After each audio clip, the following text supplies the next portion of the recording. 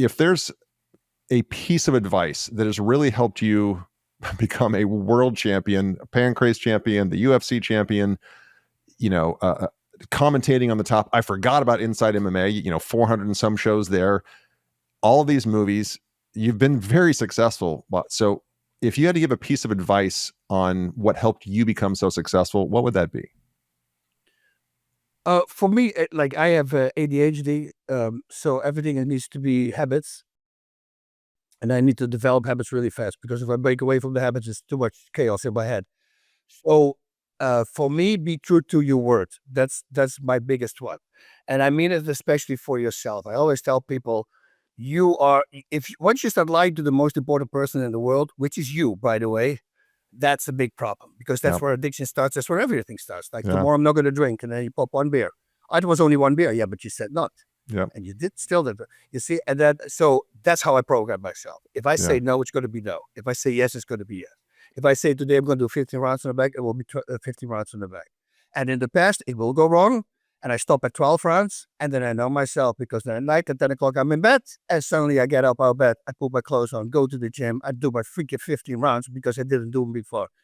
I'm very wired, weird. Otherwise, I can't sleep. I have to do what I said I was going to do.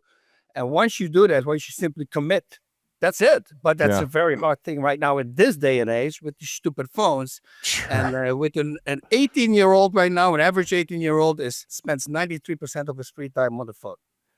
Think about that stat. 93%. So buy life, buy everything, buy goals, nothing. They have nothing. Their whole life is going to be one big trap. And what people don't realize, this thing, we're all looking for pleasure, right? And we're confusing pleasure with happiness. That's what we're doing, first of all. And we think buying a lot of stuff, gives us a lot of dopamine, and another dopamine. And that's what we're going after the whole time, the freaking rush. We need to focus on serotonin. And serotonin comes from happiness. And that's dopamine drops, and you need another boost. Serotonin doesn't do that. And you know what kills serotonin? Dopamine. So that means the more you buy pleasures that you can't use for anything, that don't do anything for you, the more unhappy you get. Yeah. It's 100% proven. You can look this up. But we keep on doing it. Like when I got back to the church 11 years ago, I realized all the things I was doing were stupid. Driving a Porsche, so big watches, everything is gone. I just gave it to my friends, everything. I said, this is it. Phone, this is the old model. When the breaks, I'm going to get my new model. Before I needed the new model. Yeah. I was one of those guys. Oh, likes. Well, watch how much I'm on internet. I'm not. Yeah. Because it's a waste of freaking time to me. So I do interviews, I do that stuff, but like making a post of myself and say, thinking about what I'm going to do next. What is that picture going to do for people? Sure. I had linguine for lunch. Yeah, free up. But be true to yourself is the best one. I love it. And then if you can do it also to other people, that's it. Someone once described self-confidence to me as making a promise to yourself and then keeping that promise. Because that every time you make that promise and keep it, that builds your self-confidence up. If I can do that, then what else can I accomplish as well? Right. And you just described that. Exactly it. That's exactly it. But that's making a habit. So what you say right now, for instance, this is the thing that I say a lot. I used to say a lot. I do these talks for these 550 kids from school. They go from high school, they go to college or whatever university they do. And I'm prepared them I talk to them for an hour. The first question I have is, who woke up this morning from the alarm clock, hit the snooze button, 10 minutes later, hit the snooze button, 10 minutes, I did it like 5-6 times. And 85% of the hands go up.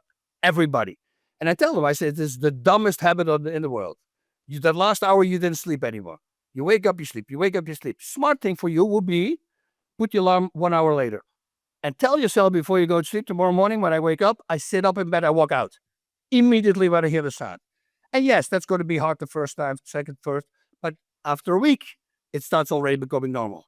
And then 3 weeks in, you don't even need an alarm clock anymore because you're going to wake up before that time. It's just how you program yourself. And everybody can do this. And you can do it with that, the stupid alarm clock, but you can do that with everything. Yeah.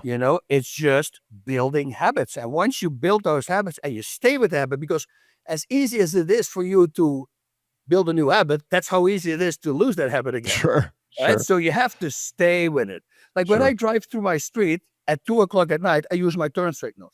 And my wife asked me 6 months ago, says, what? There's nobody here. Why would you use your Thursday? It's a habit. I simply don't break the habit. Why would I Yeah. break the habit? Yeah. Because that can only lead to not doing the next time, and that can only lead to something bad. Yeah. It's a stupid turn signal. For me, it's important. So I do it.